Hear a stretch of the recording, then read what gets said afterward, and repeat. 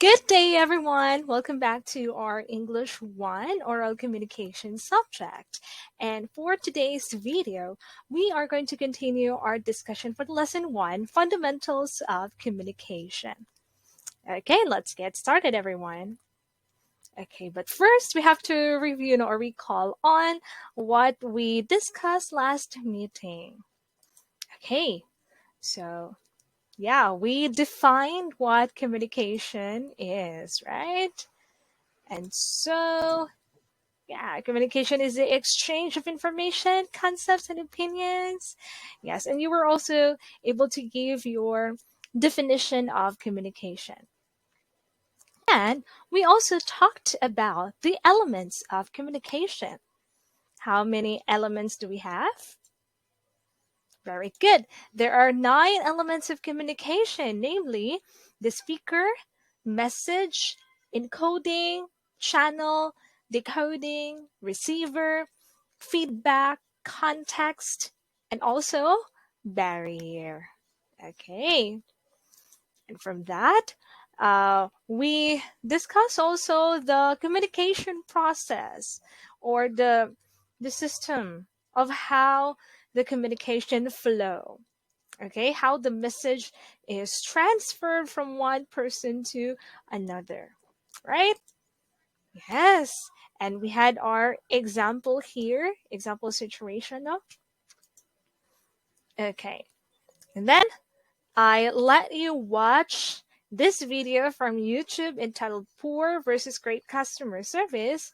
And I even ask you questions regarding its process of communication.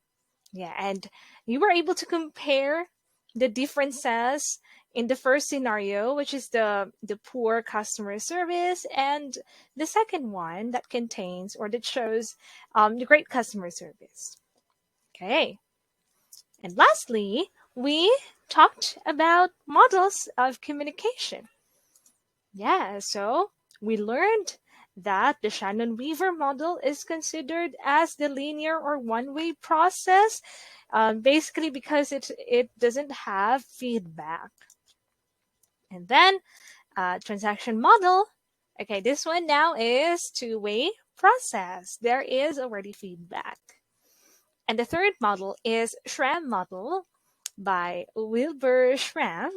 So this is actually very similar to transactional law, but maybe what's added here is the fields of experience. Okay. Okay. So class, those were the topics that we discussed in the lesson 1 last meeting.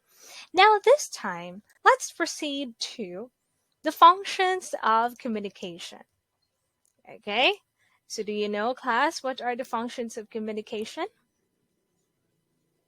Okay. Well, everyone know communication um, as a human activity will always serves a function. Okay. So when we say functions of communication, it refers to how humans use language for different purposes. Okay. And there are 5 functions of communication, namely control, social interaction, motivation, information dissemination, and emotional expression. So in this lesson, we will define them and we will also give some examples. Okay? All right. Let's start with control. Okay. So control is the communication functions to control behavior. So control class is also known as regulation. So it can be used to regulate the nature and amount of activities human engage. Okay, so for example, um, there are policies or rules and regulation in school or in the workplace, right? And the people who are in that organization, in the community, or even in the country, we were informed about those policies and rules for us to abide. Okay, so laws or mandate of the government. That's also an example for that. And then at home, when your parents will say, you are not allowed to drink alcoholic beverages until you reach the age of 18 and above. So yeah, that's also an example of a simple control in the family. Okay, that is usually followed. All right. Next is social interaction. So, social interaction is the communication that allows individuals to interact with others. Okay, so this communication is good in maintaining relationship and connection, bonds, and also intimacy. Okay, so example situation includes social gathering like reunion, um, party, or any kind of celebration, no? Or and when you also plan about your trip or travel with your best friend, diba? So you are talking about that one. And then in social interaction, there are also greetings, sharing of experiences, talking about different, talks or staffs with family and friends or with our loved ones. So that is social interaction class. Okay. The third one is what we call motivation. Motivation is a communication that motivates or engages people to live better. Okay, so we use communication to motivate or encourage another person to do or act better, or probably change his or her opinion, attitude, or behavior, something like that. No, so we normally use this function when someone from our family or friends needs advice, especially if they are in tough situation or if they are, like problematic, especially in these trying times. Pandemic is still going on, but at least we are now in the new normal, no? And then in other words, no, we use this function to lift someone up when they are down. So example situation for this function includes when there is a speech, no, motivational speech. Okay. Another one, when someone seeks advice from their parents. Okay. And then um, also to the teacher or guidance counselor and doctors. Okay. When we are having a consultation, no? And then expressions like, you can do it, everything will pass soon, everything will be fine. So those expressions are actually very useful in this function. Okay, again, that is motivation. Okay, another one is information dissemination. So this is when communication functions to convey information, or in other words, to disseminate information. Okay, so this is used for giving and receiving information.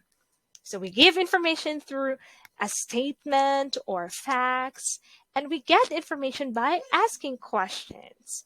So in information dissemination, when someone is talking in front, the speaker, and then basically you are the receiver, or vice versa, when you attend classes, trainings, and seminars, no? Um, this can also happen when we go to church while we are listening to the homily to understand the words of God. No? Aside from that, we gain information from watching or reading news, documentaries, in magazines. When we read, and then also when we read books, instructions for a certain recipes, watching movies, and so on. Yeah, in the school, yes, basically, for instance, reading memorandums from school principals, teachers, or from your boss when you are already at work, diba?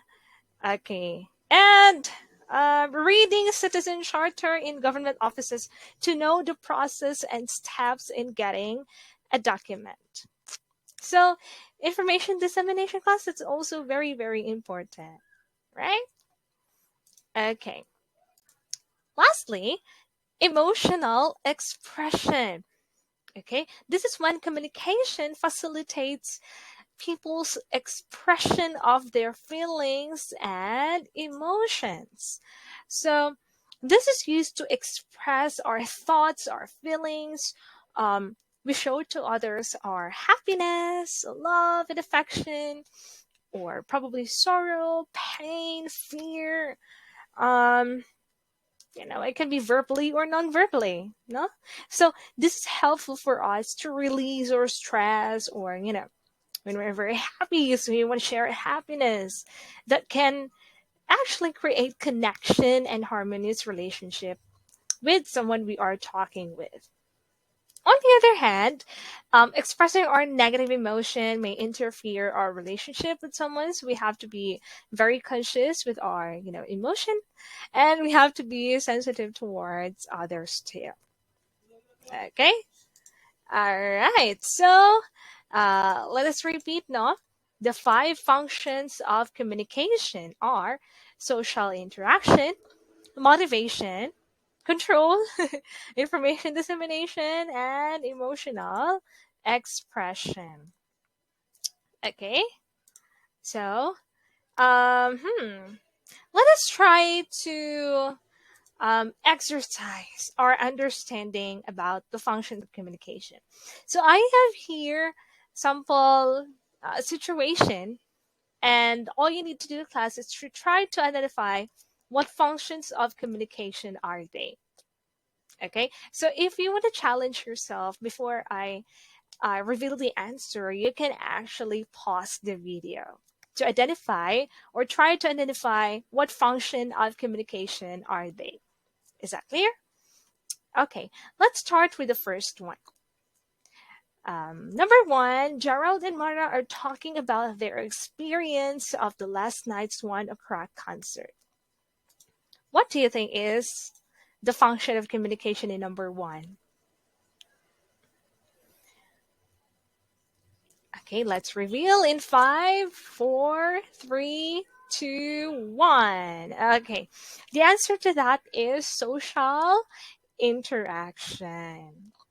Okay, let's go to number two.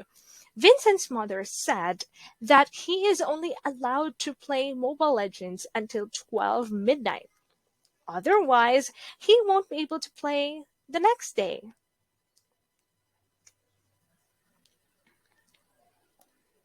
Okay, the answer to this one is obviously control. Okay, so let's go to number three. Fem shares her frustrations of not getting the highest score in the test. I think you have a clue here, right? And the answer to that is okay, emotional expression. Yeah, because she's sharing her frustrations. No? Okay, number four.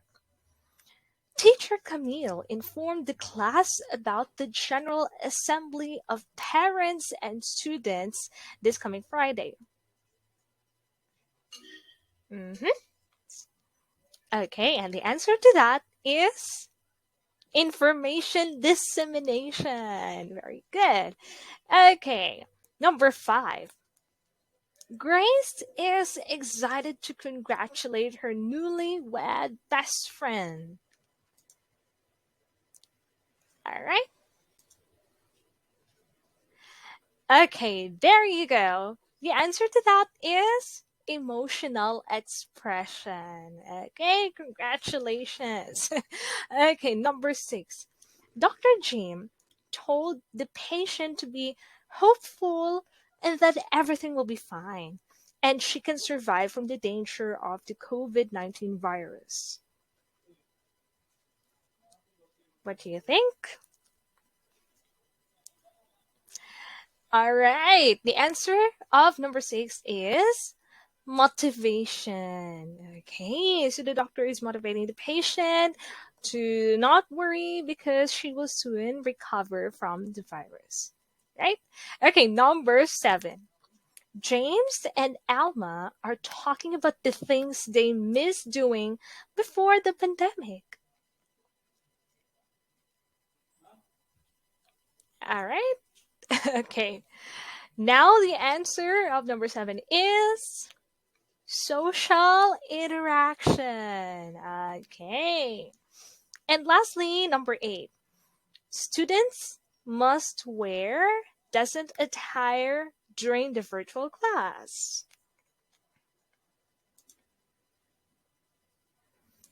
And the answer is okay, good. The answer to this one is control. All right. So I'm pretty sure that you guys got the correct answer. So keep it up for that. No? So it's actually very easy to identify the functions of communication. Now let's proceed to the next topic, which is the features of an effective communication. Okay. So um when we say, okay, let's review then what are the features of an effective communication. Okay, so we have here completeness, conciseness, consideration, concreteness, courtesy, clearness, and correctness. Okay, so they are actually considered as the 7 C's in communication because they all starts with letter C. So the 7 C's, or these features of an effective communication class, um, aid in all aspects in life, from personal to professional. Okay, this can also help us become more efficient and reliable communicators. Um, in contrast, no, poor communication skill will definitely lead to misunderstandings, frustration. So that is why the 7 C's can definitely help us become the best communicator that we can be. Right? Okay, now let's go over to its definition. Let's start with completeness. So first, completeness is the communication. It's when the communication should include everything that the receiver needs to hear for him or her to respond, react, or evaluate properly. Okay, from the term itself, complete. Okay, so there must be a complete message, because it will somehow avoid miscommunication, and completeness will help us our communication flow to become more smooth and accurate without leaving our message questionable, and to avoid waste of time. Okay, when you have completely shared the information. Okay, so for example, if you will meet someone, what are the things that you need to say? So of course, if you will meet someone to somewhere, so you have to state what is the time, the specific place or venue where you are meeting, and then who are the people involved in the meeting, and then the agenda probably, yeah, and so on. Okay, another one, if you disseminate a news or information, or you give procedures or steps of doing something, you have to completely give all the information to avoid mistakes, right? Okay, I'm pretty sure that you agree, class. So that's why it's number 1. The message of your um, idea must be complete. Okay, next is conciseness. Comes from the word concise. No, conciseness is making the message direct or straight to the point. So insignificant or redundant information should be eliminated from the communication that will be sent to the recipient. Okay, so but when we say conciseness, class, no, this does not really mean keeping the message short, but instead making it direct to the point. Okay, this is more of a content rather than the length of the message. Okay, So you have to remember that one. So probably as much as possible, if it's formal kind of writing or speech, you must probably avoid so much of a flowery words that would be a waste of time for both speaker and receiver. For instance, in a job interview, when the interviewer asks you a certain question, then you have to be concise of your answer. You have to answer the question directly, and that can actually impress the interviewer. Okay? All right. Yeah, somehow you have in an interview you have to avoid, some irrelevant past experiences. Okay? So as an example. All right. So the third feature is consideration. So in this one, the speaker must consider relevant information about his or her receiver, such as the mood, background, race, preference, education, status in life, and needs, among others. By doing so, he or she can easily build rapport with the receiver. Okay, so from the word consider, no? So this is putting yourself to the shoes of others. So you have to consider the audience or your receivers' viewpoints and backgrounds. So you have to expect to have different receiver, if you are the speaker. And if your message hits a nerve or sounds as disrespectful, the emotional reaction of the receiver might affect the perception of your message. Okay, so be very considerate. For example, class, if you are in a carbon market and most of the people there, the vendors, they speak in Bisaya. So you have to consider no speak Bisaya too, right? Okay, because we are Bisdak, so we can speak Visayan. All right. Instead of saying, hello, excuse me, I'm interested to buy this scrumptious piece of pineapple. Please prepare a change for me for 1,000 bill, something like that. Okay, so you have to consider the place where you were in. Okay, so di lang siguro tamag in English gud maayo no, kung mabisaya jud tang dako. Kung malit man lang ta, no? Okay, in a public place like carbon market. But actually, it's up to you. But it's just that you have to consider the one you are talking with. Okay? Unless that vendor also speaks in English, then you may do so. Okay. Um, on the other hand, no, when a foreigner asks you a certain question in English, so you will not use Visayan dialect or language, diba? Yeah, so since we can speak and understand English, then we can help a foreigner um, on whatever he or she asks, okay, when they visit here in Cebu. Okay, so that is just an example situation for consideration, everyone. Okay, let's proceed to the fourth feature of an effective communication, and that is concreteness. So concreteness is this is when the message must be supported by facts, figures, and real life examples and situation.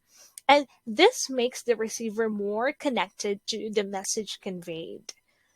All right. So again, on concreteness, it is a specific, very specific, tangible, and vivid message. Okay, so this is giving clearer picture to the message you have conveyed. So in that case, avoid vague messages.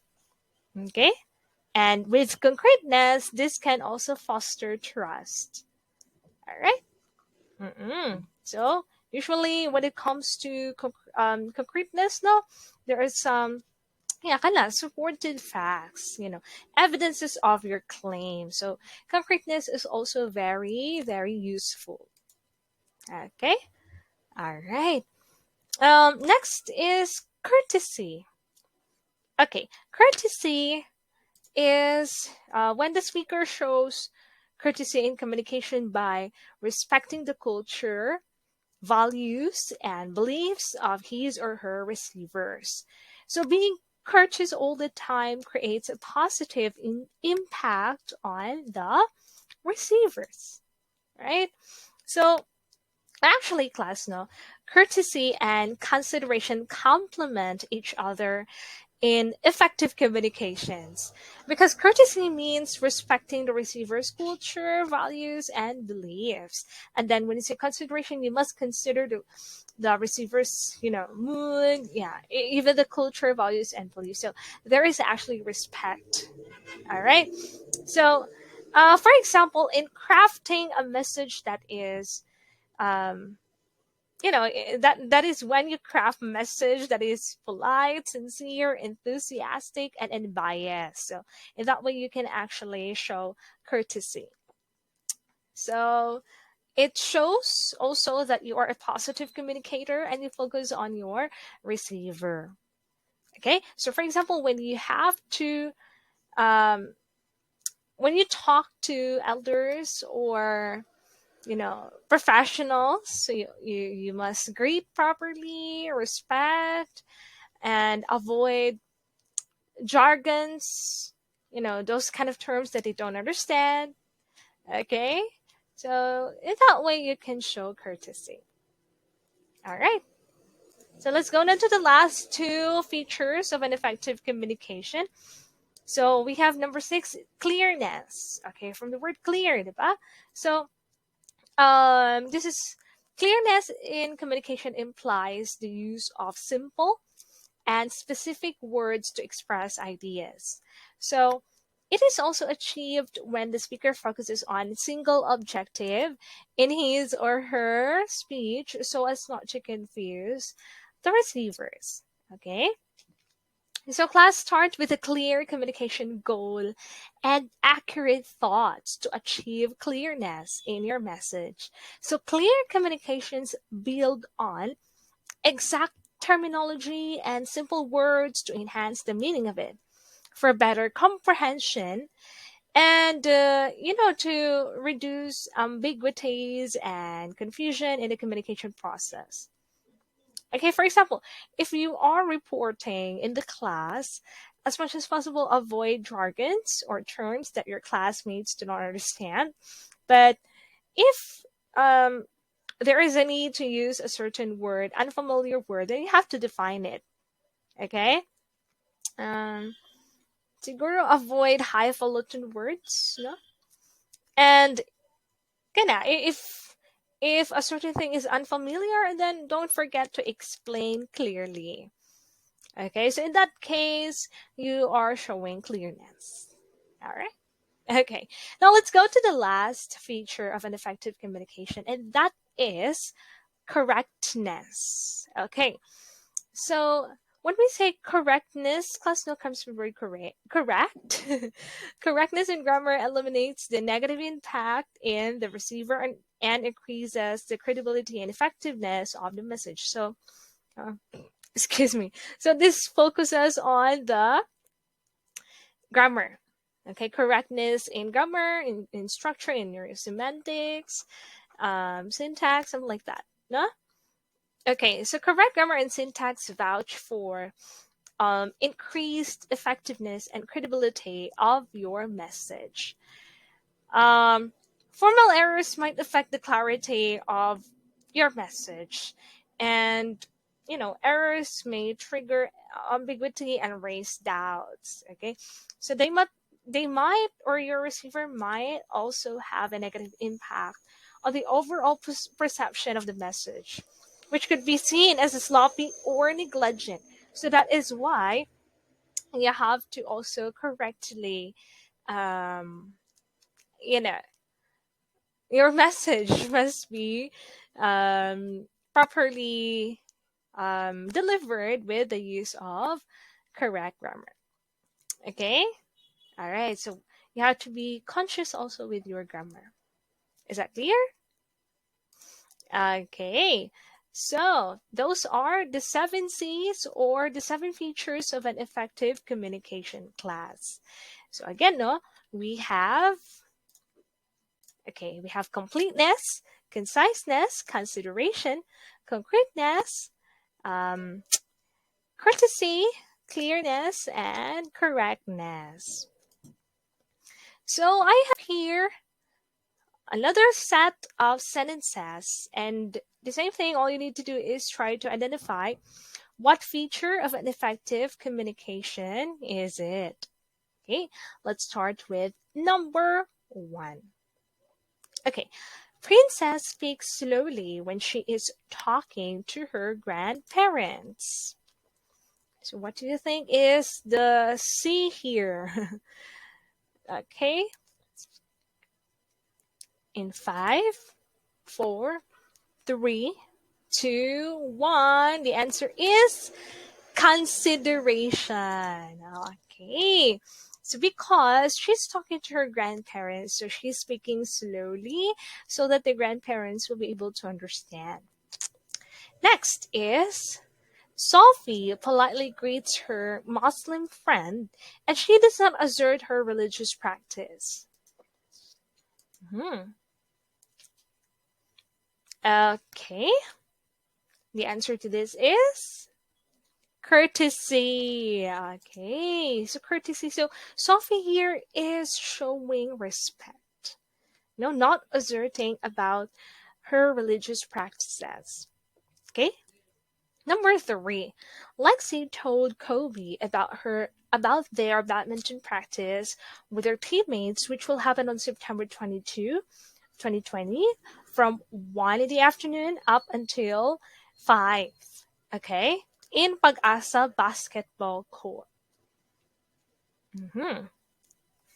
So this is actually very easy, no? The answer to this is completeness. Okay, so as you can see, the information given here by Lexi is complete. Okay, all right. The time, the place, um, the date. Okay, okay. Let's go to number four. Bella avoids misuse of grammar during her virtual speech delivery. Okay, the answer to this is okay, very good. It's correctness. Okay, since Bella avoids misuse of grammar. Okay, number five. Cheska explained her arguments using simple words. Mhm. Okay, the answer is clearness. Okay, so our clue here is using simple words, right? Okay, number six. Joko uses facts and figures during his virtual reporting. Mhm. And the answer to this one is concreteness. Okay, what makes this one concreteness? Okay, our clue here is uses facts and figures. Okay, and the last one, number seven. Dimples has a commendable performance by giving straight to the point answer during the Q&A portion of the pageant. All right. The answer is conciseness. Okay. Commendable by giving straight to the point answer. So that's our clue in this sentence, right? Okay, very good, everyone. I'm pretty sure that you got all the perfect score, or yeah, most of the sentences here. No, so anyway, I hope you will practice no in identifying also the features of an effective communication, and that's what you have to achieve in communication, no, um, so that you will have a complete and successful communication process. Okay, all right. So we still have topics no for barriers to communication and verbal nonverbal. Okay, so we will continue na lang no in this video. Okay, so our next topic this time is barriers to communication. So we have learned last meeting that when we say barrier, those are things, everything that interrupts or disrupt the communication flow.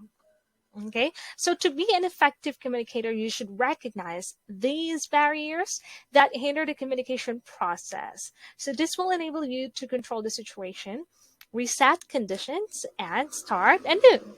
Okay, okay. So we have here from our book um, the four main barriers to communication. But actually, it's not really limited to only four, huh? But we will just focus on these four because they are actually the most common barrier that is happening when we, communicate with someone. Okay, so these four include the emotional barriers, use of jargon, lack of confidence, and noisy environment. Okay. So the first is emotional barriers, no? So um one example, when we say emotional barrier, that's when you feel so emotional. For instance, you are sad or anxious, so you might not be able to listen carefully to what the person is saying. Yeah, so that's an example to that barrier. So we have here another example class and also solution. And I hope that you will read this one, okay, on your own because you have to um, try to solve the problem that arises because of the emotion, that kind of barrier that will happen during the communication process. Just like this one, no? You're having a bad day or you feel frustrated, okay, and you cannot focus on what the person is saying. Okay, so one solution to that is recognize these kinds of emotion and politely ask the person to give you a moment so you can relax or calm yourself. Okay, so in that way, no, if we recognize a certain barrier and then we were able to solve it, okay, or to avoid it, then we are an effective communicator. Okay, the second barrier is the use of jargon.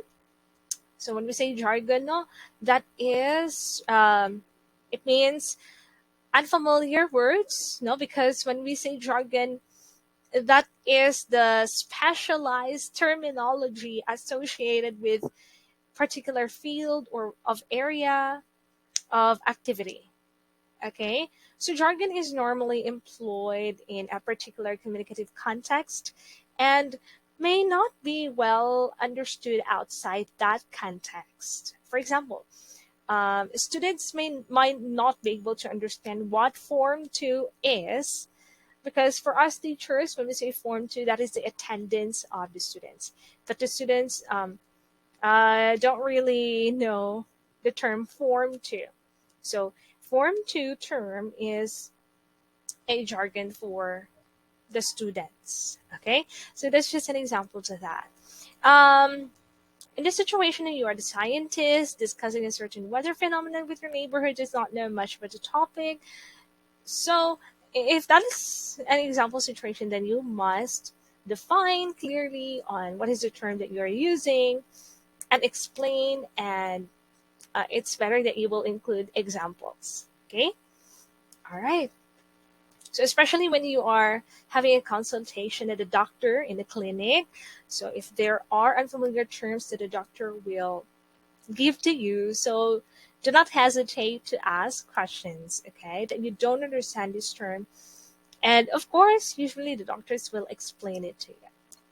Next is lack of confidence. So um, this is also very common, no? Common kind of barrier. Usually, this one leads to low self-esteem, or you do not feel good of your own self. Diba? So, for example, when you are frightened to speak in front of the crowd because you were not able to prepare, you feel very nervous, you're not used to speaking in front of many people, so that may show lack of confidence.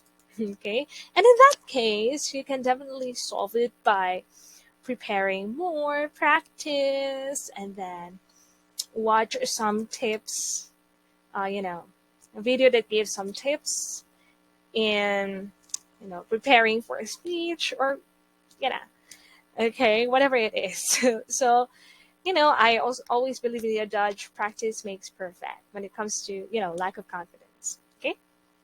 All right. And the fourth barrier that we have here, last but not the least, it's the noisy environment. And this is the most common barrier when we communicate. I'm sure that you will agree with that. No, noisy. The environment is so noisy, so you won't be able to properly listen to what person is saying. And also, if you are the speaker, then the receiver might not be able to receive properly your message. Okay, it might be cause of misunderstanding, something like that. So yeah, for example, you're having a conversation with some friends when a song was played loudly. So one of its best solution is, um, when you recognize already what kind of barrier it is, of course, noisy environment. So you might want to go to a place which is, more quiet so that you can understand better. You know?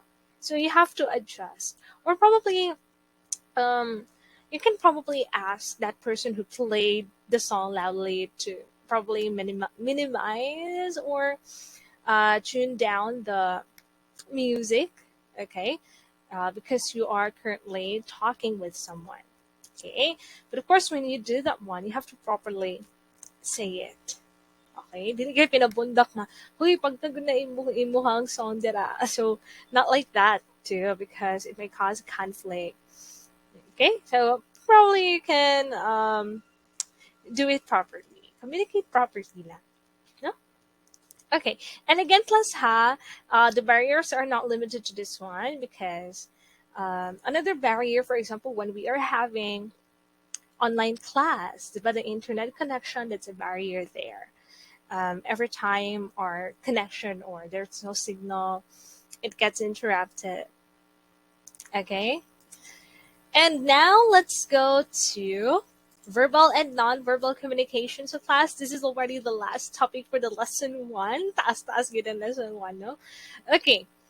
Verbal versus non-verbal communication. Okay, so let's start with verbal communication. So this one is the interaction through spoken or written words. So this is the ability to communicate using words. Okay. Now, when it comes to a verbal communication, so we have here things that you need to consider when we are using verbal communication. So first of all, you have to consider its appropriateness, brevity, clarity, ethics, and vividness. Okay. So first of all, appropriateness. So the language used should be appropriate to the environment or occasion, whether formal or informal. Okay? So, how proper your language in the context is. Okay? So, for instance, if you are in a church, um, church is holy, di ba? And it's silent when the mass has not started yet. So of course you will not shout inside the church, right? Yes, your actions and what you're talking about, the way you speak also must be appropriate. Okay? All right. Next is brevity. So brevity, be more direct to your words. So this is also conciseness, no?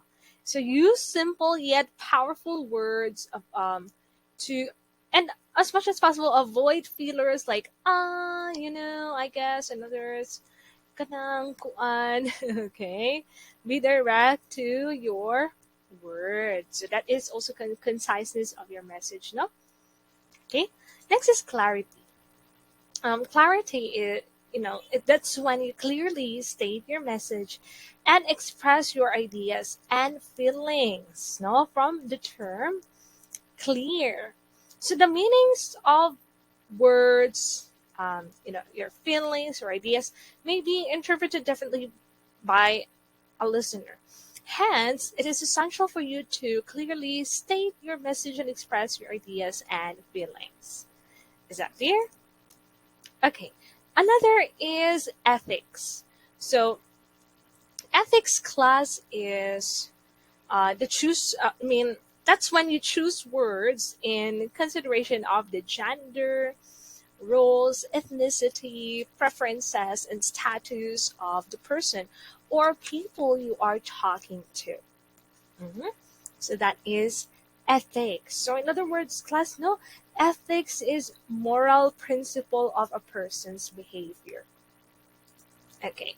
And lastly, vividness comes from the word vivid. So this is when you find ways to charm your audience through the use of vivid words. Okay, so because vivid, when we say vivid, no, it activates clear picture, no. So vivid language is sensory language as it appeals to one's sense of seeing, hearing, tasting, smelling, and feeling. Okay, it activates all your senses. So now you check clear pictures. So your receiver will be able to imagine what you are describing, what you are narrating, using those vivid words. Okay, so that is vividness class. So overall, again, if you are using verbal communication, these are the things that you have to consider: appropriateness, brevity, clarity, ethics, and vividness. Okay. And finally, we have nonverbal communication, everyone. So this one is all kind of human responses that are not expressed in words.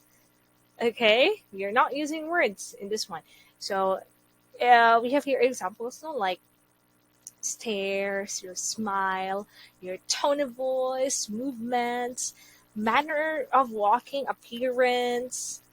I mean, your standing and sitting style, your style of attire, attitudes towards punctuality and space and personality and others.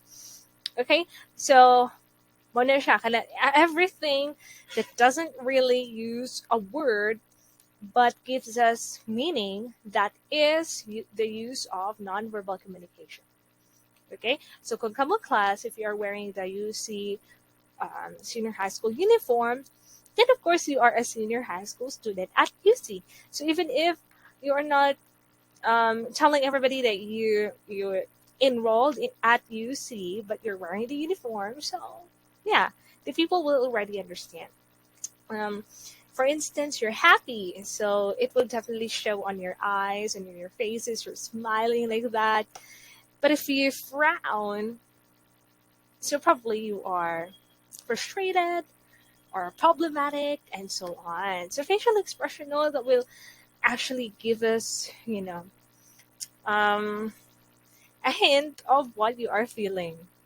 Okay, your gestures, um, the way you walk, the way you talk, even the tone of voice, class, no? The tone, maybe it's loud, it's soft, and hindi kaayo, no? Or probably the way you talk, it's like you're shouting, So, well, there are many ways in how you can also express your feelings and emotion through the tone of voice. Okay?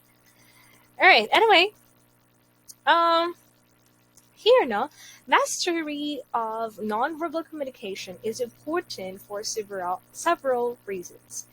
Um, First, nonverbal enhances and emphasizes the message of your speech, thus making it more meaningful, truthful, and relevant. So, if you are the speaker, your listeners or receiver will easily understand what you're talking about. Yes, if you are using facial expression, hand gestures like that, no. Mm-mm. Next, it can communicate feelings, attitudes, and perceptions without you saying a word. That's so true. Number three, it can sustain the attention of listeners and keep them engaged in that speech. Because imagine if you are the speaker in front and poker face lang ka, just standing straight up the stage and no actions probably. So it's kind of boring, right? So your receiver will go out of the room if that's the case. Okay. All right. Next.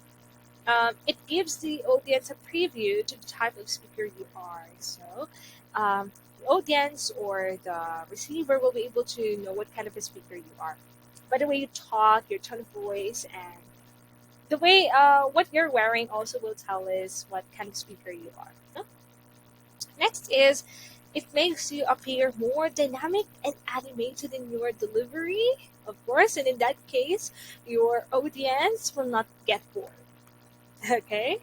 All right. Number six, it serves as a channel to release tension and nervousness. So, di ba, class, kung kita nervous kita, in my case, I usually shake my hand, like, sometimes I shout if I'm just alone in the room, or I do the pen, like, for instance, I usually do this, you know, on, in my hand. Okay. This is actually one way for me to release tension and nervousness. Anyway, in your case, maybe you're also, you have different ways of releasing your stress through your actions, actually. No? Okay. Number seven, it helps you make your speech more dramatic. Okay. All right. And number eight, it can build a connection with the listener. Okay. Eye to eye contact with your audience if you're the speaker in front, right? So they can definitely connect with you. Number nine, it makes you a credible speaker. Okay, even if you're just simply wearing the appropriate attire as a speaker of that topic, yeah, so they will already trust you. No? Okay, and then number 10, it helps you vary your speaking style and avoid monotonous delivery because again, tone of voice that is also nonverbal, and imagine you're just so monotonous, like plain lang bland lang kind of way you speak. It's kind of boring, so you might not get the attention of your audience, okay, or listeners. And that's it for the nonverbal communication. That's how important both actually the verbal and nonverbal communication.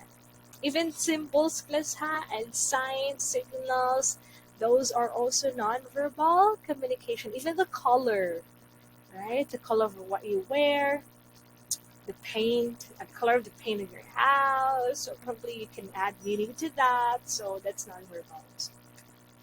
Okay. And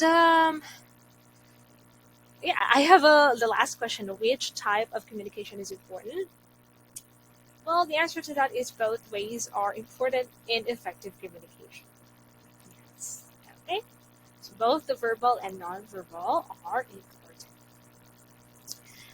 Okay, so that actually ends the topic of the lesson one. If you notice the time, no, it's almost an hour now. In ang nakataas ang kuan class, lesson one. Okay, so before we end, let's have a short recall and a good class of what we talked about in this video, no? So first of all, we discussed about the functions of communication. All right. So the five functions of communication includes the control, social interaction, motivation, information dissemination, and of course emotional expression. Next is we discuss about the seven C's, no features of an effective communication. That includes completeness, conciseness, consideration, concreteness, courtesy, clearness, and correctness. Okay. And then we also talked about the barriers to communication, uh, which are emotional barriers, use of jargon, lack of confidence, and noisy environment. And finally, the verbal and nonverbal communication. And that's it, everyone, for today's video. I hope you have learned many things. And I hope that whatever you have learned class, you will apply it in real life situation when you communicate with someone. Okay, with everyone, especially when you are the speaker, and of course when you are the receiver, and then when you respond, when you give feedback, and so on. Okay, so before we end, I will leave you this quote. It says here, a good relationship starts with good communication. That's it, everyone. And let's see each other again in our next discussion. Bye, class, and have a great day.